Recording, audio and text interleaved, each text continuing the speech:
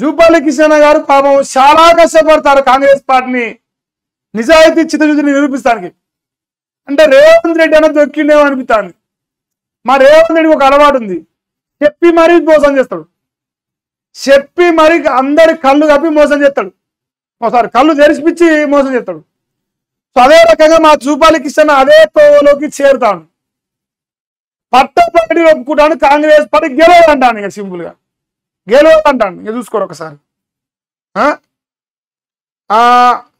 నేను ఎలాంటి హామీలు ఇవ్వను, ఎందుకంటే వచ్చే ఎన్నికల్లో నేను గెలుస్తానో లేదో తెలియదు.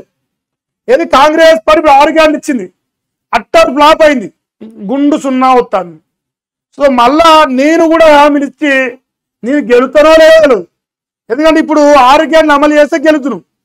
రైతు బంధు ఇస్తే, రుణమాఫీ చేస్తే, కరెంట్ ఇస్తే, నీళ్ళు ఇస్తే, పెన్షన్లు ఇస్తే, ఉద్యోగాలు ఇస్తే, అన్ని ఇస్తే రేపు 2000 గెలుతున్నాను.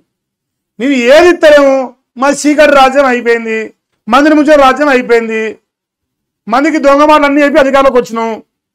మరి ఇవన్నీ హామీలు నెరవేర్చినప్పుడు అమ్మకు అన్నం పెట్టినప్పుడు చిన్నమ్మకు బంగారు కలదు వాడద్దు. సో ఇది వీకే కాబట్టి అది కూడా వీకేం కాబట్టి నేను ఏ హామీలు ఇయ్యను.